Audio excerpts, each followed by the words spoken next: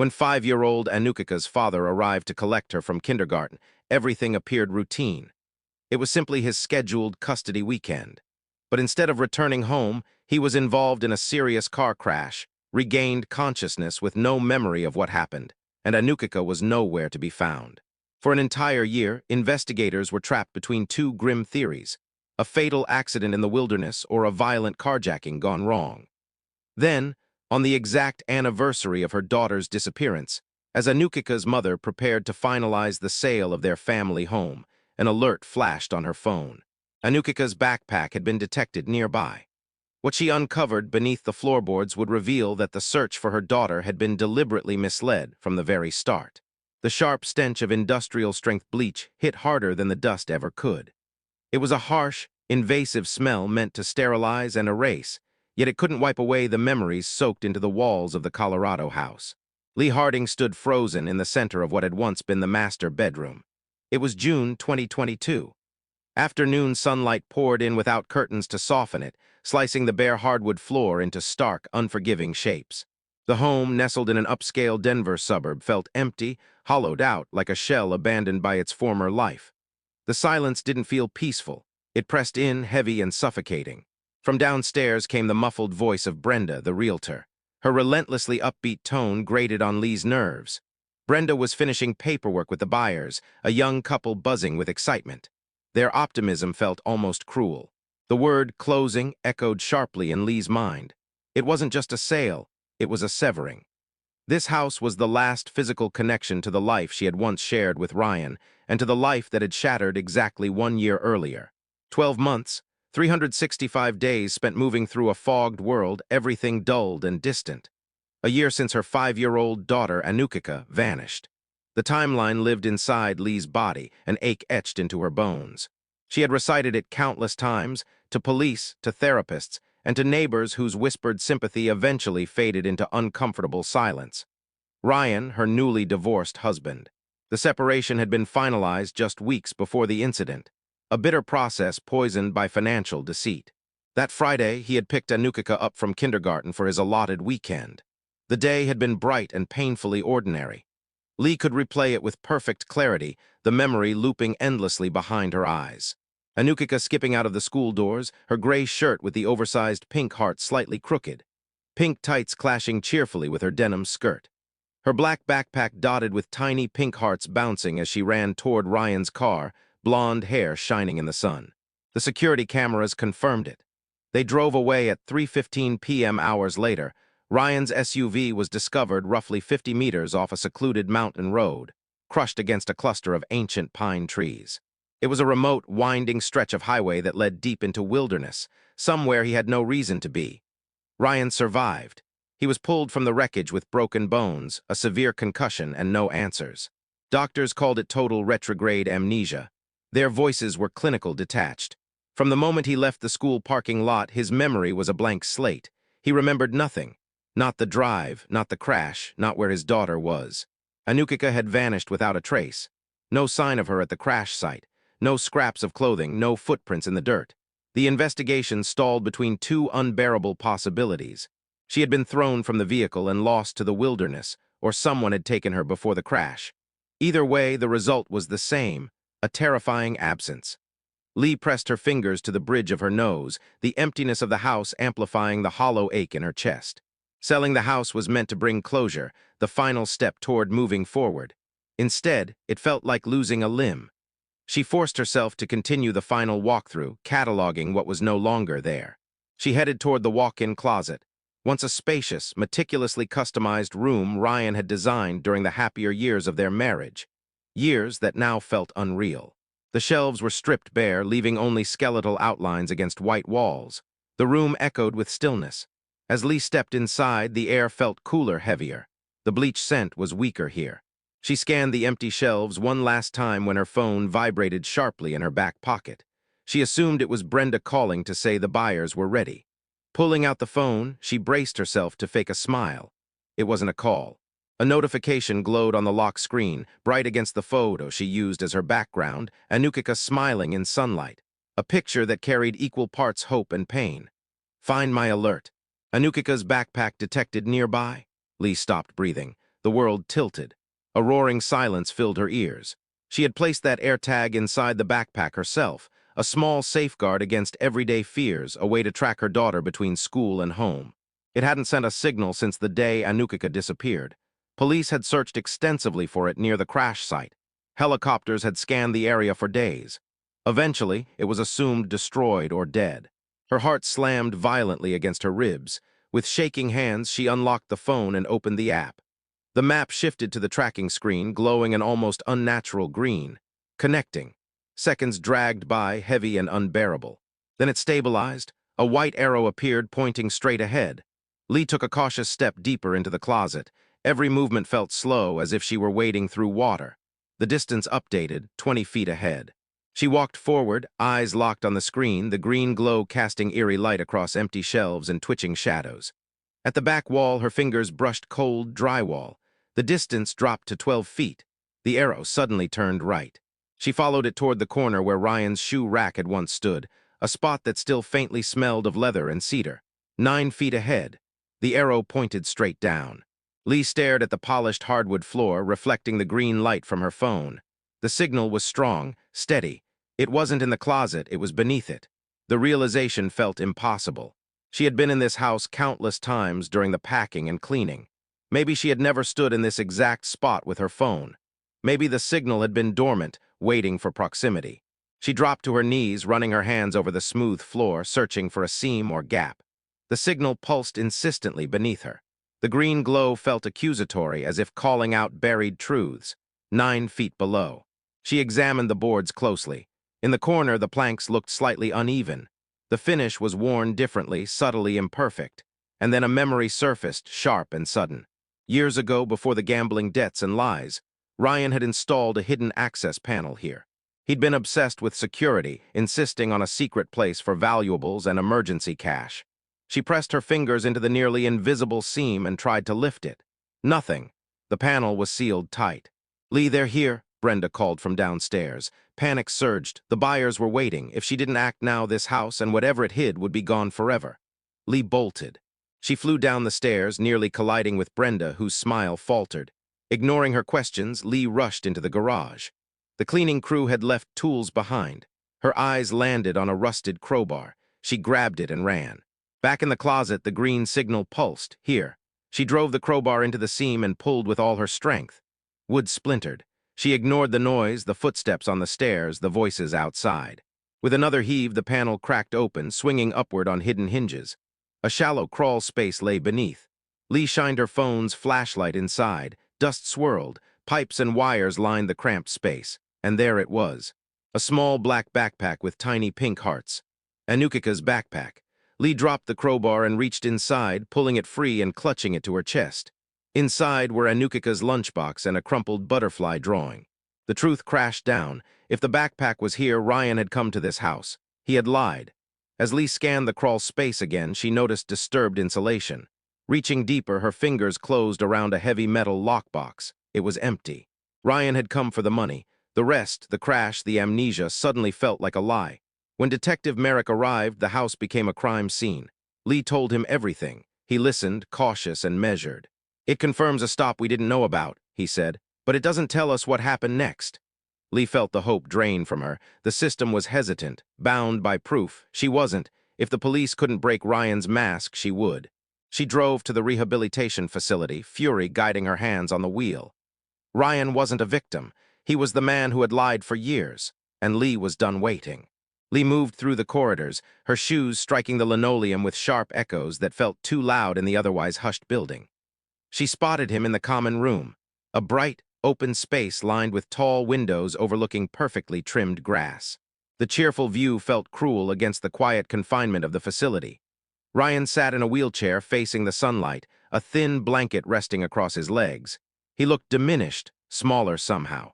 His skin was pale, his features drawn, the easy charm she once knew replaced by a hollow vacancy. He appeared fragile, broken, but Lee knew better. She understood how convincing weakness could be. She had lived with the manipulation long enough to recognize the darkness concealed beneath that helpless exterior. She stopped directly in front of him, blocking the light pouring through the window. Her shadow fell across his face. Ryan turned toward her, surprise flashing briefly in his eyes. Recognition was instant. For a split second, the mask slipped, then it was back in place. "Lee, what are you doing here?" he asked, his voice uncertain, carefully tuned to sound confused and vulnerable. She didn't bother sitting. She remained standing, towering over him, her anger tightly contained beneath her calm. "I went to the house," she said evenly. "I was finalizing the sale." At the mention of the house, he flinched. "The house, right. I heard it sold, that's good, you deserve to move on." The words rang hollow. "I found the backpack, Ryan," he blinked, confusion spreading across his face as the act intensified. "Backpack? I don't know what you mean." "Anukika's backpack," Lee said, her eyes locked onto his. "The black one with pink hearts, the one she had on when you picked her up. I found it in the house, in the closet. Under the floor." Ryan's hands began to tremble. His breathing grew shallow. He shook his head, eyes darting around the room as if searching for an escape. "I don't remember going back there. You know, I don't remember that day." The doctor said. "I also found the lockbox," Lee cut in. "The one with your emergency cash, the one you hid from me, it was empty." That was when she saw it, a flicker barely perceptible. His eyelids tightened. His hands stilled for just a moment. It wasn't confusion or grief. It was fear, pure, unmistakable panic. The reaction vanished almost instantly, replaced by exaggerated anguish. His face crumpled. His voice rose, thick with desperation. "The cash. Why would I take it? Lee, I don't know what you're talking about. I don't remember the crash. I don't know where she is." A nurse hurried over, concern etched across her face. "Is everything okay here, Mr. Harding?" Ryan latched onto her presence immediately. "She's upsetting me. She's confusing me. I can't remember anything. Please make her leave." He buried his face in his hands, shoulders shaking as sobs filled the room. Lee didn't flinch. She held his gaze when he looked up, making sure he saw it, her certainty. The act was convincing. A year of practice had refined it to perfection, but that brief flash of panic had betrayed him. "He's fine," Lee said flatly to the nurse. She turned and walked away. Outside, the cool air struck her face, sharp and cleansing after the stifling tension inside. She hadn't gotten a confession. There was no dramatic breakthrough. But she had gained something far more valuable, absolute certainty. Ryan was lying. And if he was lying, then he knew where Anukika was. The emptiness wasn't empty at all. It was hiding something. That realization burned through her like ice and fire combined, clearing the fog that had numbed her for a year. The detour to the house hadn't been accidental. It had been intentional, calculated. The backpack shattered the official story, but the timeline held the real truth. The next morning, beneath a pale, washed-out sky, Lee drove to Anukika's kindergarten. She had avoided the place for a year. The bright murals and colorful playground had been too painful, a reminder of innocence stolen. The cheerful sign, Little Sprout's Learning Center, felt cruel now, a relic of a life that no longer existed.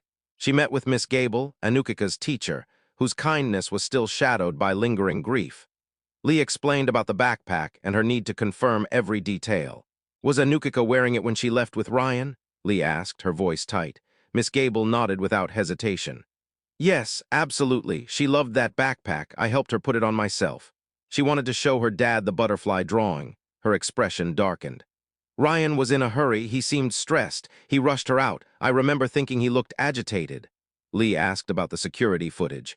Miss Gable explained it was archived and promised to retrieve it. An hour later, Lee sat in a small office, the smell of glue and crayons heavy in the air, watching grainy footage play on a computer screen. The timestamp crept forward. There they were. Ryan moved quickly, one hand gripping Anukika's shoulder as he guided her across the lot. The backpack was clearly visible on her back. His posture was rigid, his gaze scanning the area. Anukika skipped beside him, carefree and trusting. The time read 3:15 p.m. Lee watched it again and again, memorizing every movement. Back home, she mapped the route from the kindergarten to the crash site, 45 minutes. Straightforward. Then she reviewed the accident report. The crash was reported at 6:05 p.m., nearly 3 hours. The stop at the house explained part of it, but not all. Even accounting for the detour and time inside, there was still 90 minutes unaccounted for. Time meant intent. Ryan had time to plan, time to go somewhere else, time to make Anukika disappear. The truth ran deeper than she imagined. And its roots lay in Ryan's gambling addiction, the secret that destroyed their marriage, the debts, the lies, the desperation. She contacted her divorce attorney, Sarah Jenkins, asking her to dig deeper. At Jenkins' downtown office, files covered the table, bank records, wire transfers, debts spiraling into hundreds of thousands. Jenkins spoke gravely. "This is worse than I thought," she admitted. "Most of this isn't owed to banks. It's private, dangerous." When Lee asked who he owed, Jenkins hesitated. "Organized crime," she said quietly. "They threatened me when I got too close. They mentioned Anukika." The room seemed to tilt. Then Jenkins produced a yellow post-it note with a phone number scribbled on it, untraceable, unexplained. Lee took it straight to Detective Merrick. Within hours, the mood shifted. The number traced back to a burner phone. Purchased 2 weeks before the disappearance. Calls made to known criminal figures. One name stood out, Victor Novick. And another burner, linked anonymous, had location pings clustered in one specific area. The truth was no longer buried. It was waiting. The location data narrowed to a remote stretch of mountains in southwestern Colorado, near the Gunnison National Forest, a massive expanse of wilderness where a person could vanish without leaving a trace. The signal from the second burner phone went dark on the same day as the first, the day after the crash. There was no denying the link. Ryan had been in active contact with the criminals who threatened his daughter, while also communicating with someone hidden deep in the mountains. It formed a triangle of secrecy, a quiet, deliberate network built on fear, silence, and desperation, balancing precariously between the law and the criminal world. "So Ryan was talking to this Arthur Dent while Novick was threatening him," Lee said slowly, trying to absorb the implications as they collided in her mind. The picture was coming together, and it was far more disturbing than she'd imagined. Maybe Dent was helping him hide Anukika, helping him get away. "Or Dent is part of the extortion," Merrick replied, his practical instincts kicking back in. His skepticism lingered beneath the surface. "We don't know what their relationship was. We don't know who Arthur Dent really is. But this changes everything." The threat against Anukika was real, and Ryan was tangled up in something far bigger than a car accident. He was playing with fire. The investigation escalated immediately.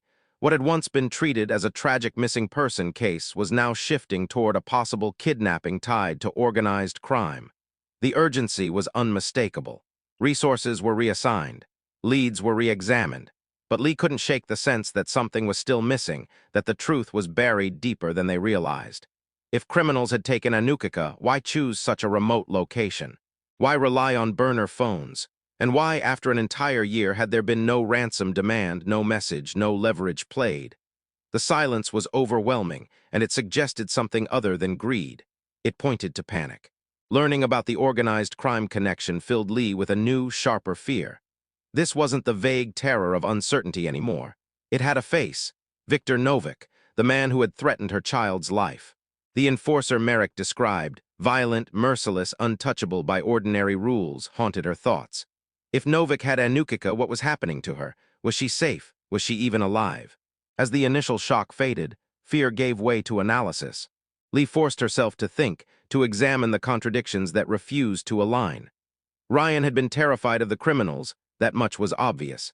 His frantic calls, the missing cash, the staged crash all screamed desperation. But he was just as afraid of the police.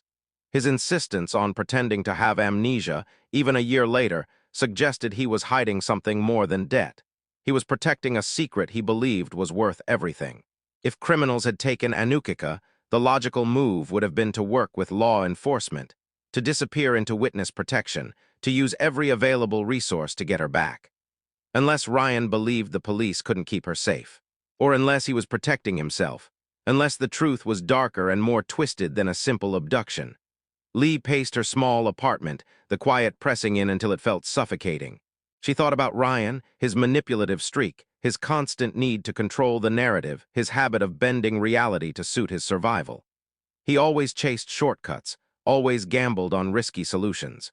And when it came down to it, he chose himself first. That was when a terrifying idea surfaced, one so disturbing she nearly dismissed it outright. What if the crash hadn't been an accident at all? What if it hadn't been a kidnapping either? What if it had been a distraction? Lee stopped pacing as the thought slammed into her. Her chest tightened. The air left her lungs. What if Ryan staged Anukika's disappearance to protect her from his debtors? If the criminals believed she was gone, dead, or lost forever, then she would no longer be leverage. The danger to him would remain, but the threat to Anukika would disappear. The fake amnesia suddenly made sense. It shielded him from police scrutiny while reinforcing the lie for the criminals. A tragic accident, a traumatized father, a story that erased suspicion and responsibility. If that was true, then Anukika was alive.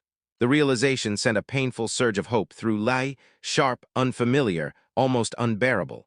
For the first time in a year, the darkness cracked open just enough to let light through. But Ryan couldn't have done this alone. He would have needed help, someone he trusted completely, someone capable of vanishing, someone who lived outside the system. Who would Ryan trust? Their marriage had been broken long before it ended. Their friends had drifted away. His parents were distant, disapproving, barely involved. Lee searched her memories, combing through the fragments of their past. And then she remembered him, the ghost. Jesse Calloway, Ryan's estranged older brother. Lee had met Jesse only once briefly at their wedding. The memory lingered because he was nothing like Ryan. Quiet, intense. His eyes carried a deep mistrust of the world, as if he rejected everything it stood for. He left the reception early, uncomfortable with the crowd, eager to return to isolation. Jesse lived off the grid, a survivalist, fiercely anti-government. He had chosen the Colorado wilderness over society and cut ties with his family years earlier. No digital presence, no permanent address, no trace. He was a ghost. And he was the one person Ryan might trust, someone capable of hiding Anukika completely. The pieces snapped into place. The burner phone registered to Arthur Dent. The pings near the Gunnison National Forest. The rumors about where Jesse lived. It fit too perfectly. Cornered and desperate, Ryan had turned to the only person who could help him disappear his daughter to keep her alive. Lee began searching for Jesse immediately. It was like hunting a shadow. Jesse didn't exist online. No social media. No phone records, no current listings of any kind. She spent hours digging through public records, outdated directories, genealogical sites, anything. She uncovered old addresses in mountain towns, disconnected numbers, fragments of a life abandoned. Nothing recent, nothing solid. She needed proof, something concrete that tied Jesse to Arthur Dent. She returned to the location data Merrick had given her and overlaid it with the scraps she'd found. That was when she discovered it. A P.O. box in a tiny mountain town called Silver Creek, perched on the edge of the Gunnison National Forest. It had been registered years ago under Jesse Calloway's name. Likely inactive, she thought. Another dead end. Still, something pushed her to dig deeper. She searched the P.O. box number itself, cross-referencing it with the alias Arthur Dent. It felt like a long shot, desperate, almost foolish. Then the result appeared. An obscure, outdated database showed the P.O. box was still active. The registration had been updated a year earlier, just before Anukika disappeared. The name on the update, Arthur Dent. Lee's hands shook. Jesse Calloway was Arthur Dent. He was the one talking to Ryan. He was the one hiding Anukika. The realization was overwhelming, hope and terror colliding in her chest. Anukika was alive, but hidden beyond the reach of law enforcement, deep in the wilderness with a man who had erased himself from the world. And Lee was the only one who knew. She brought everything to Detective Merrick. The burner phones, the location data, the P.O. box, the estranged brother living off the grid. As the evidence spread across his desk, Merrick's skepticism faded, replaced by focus. It's a strong theory, he admitted. It explains the missing time. The location, the silence, it gives us a direction. But the obstacles were immediate. Jesse lived in a remote area with limited law enforcement coverage. And despite the circumstantial evidence, they had no definitive proof Anukika was with him. We can't raid his property based on a theory and a P.O. box, Merrick said, frustration creeping into his voice. We need probable cause, we need evidence of a crime. Right now, Jesse is a ghost. A crime was committed, Lee shot back.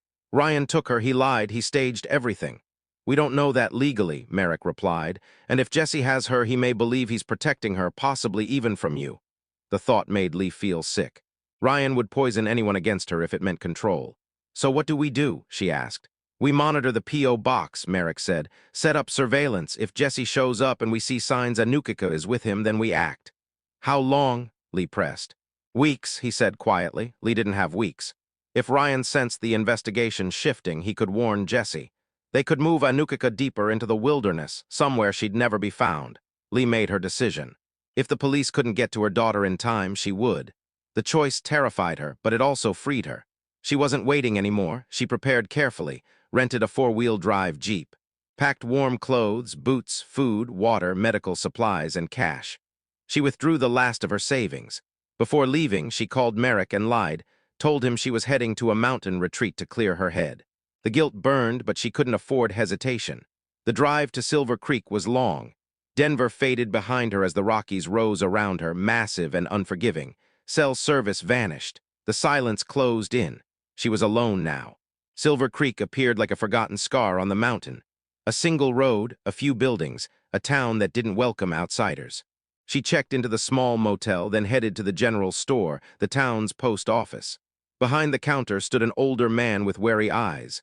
"I'm looking for a friend," Lee said casually. "Arthur Dent." She watched his reaction carefully. A flicker recognition. "I think he has a P.O. box here." The man shut down immediately. "Can't help you." Lee tried every angle. Nothing worked, so she waited. For 2 long days, she sat in her SUV watching the post office, exhaustion sinking into her bones. She was running out of time, and the ghost she was chasing hadn't shown himself yet. Every car that passed felt like a threat. Every look from a local seemed accusatory, as if her presence alone was an offense. Lee sat for hours, watching the townspeople drift in and out of the store, their routines unhurried, their expressions unreadable. Silver Creek moved at its own pace, untouched by her panic, indifferent to her fear. With each hour, she felt more exposed, too visible, too out of place. Outsiders weren't welcome here, and she knew it. The postmaster's reaction replayed in her mind, the guarded eyes, the tight politeness, the unspoken hostility beneath it. He knew something. He was protecting someone. What if he had already warned Jessie, assuming Jessie was even still in the area? Doubt crept in, slow and poisonous. What if she was wrong? What if Jessie had moved on? What if the P.O. box meant nothing anymore? And what if Anukika wasn't here at all? The thought was unbearable. The fragile hope she clung to flickered, threatening to die out. On the 3rd morning, just as the sun crested the mountains and poured harsh light into the valley, an old pickup truck rolled to a stop in front of the general store. It was battered and dust-covered, its windshield cracked, tires worn thin by rough terrain. A man climbed out, tall, lean, hardened by the elements. His movements were slow but deliberate. He wore faded jeans, a flannel shirt, and scuffed hiking boots. Before entering the store, he paused, scanning the street. His eyes landed on Lee's SUV for a brief moment, sharp, assessing, before he turned away. Lee's breath caught. It was him. She recognized Jessie Calloway instantly, despite the years that had passed. The intense eyes, the wiry frame, the unmistakable aura of isolation. Her heart slammed against her ribs as fear and hope collided inside her. She watched through the window, hands trembling so badly the coffee cup shook. Inside, Jessie spoke briefly with the postmaster. The exchange was casual, familiar, 2 men bound by mutual silence. Then Jessie crossed the room and unlocked a P.O. box, the one registered to Arthur Dent. He pulled out a stack of mail and tucked it under his arm. Lee's pulse thundered in her ears. Jessie grabbed a basket and moved through the store with practiced efficiency. Canned food, supplies. Then he reached for a brightly colored box of children's cereal, the kind Anukika loved. Next, a gallon of milk. Then pink socks from a small rack near the counter. Lee felt the confirmation hit her like a physical blow. Anukika was here, alive. Jessie paid, loaded the groceries into his truck, and drove north toward the mountains. Lee waited just long enough to steady her breathing before starting the SUV. She kept her distance, following him out of town, her fear giving way to a fierce, unyielding resolve.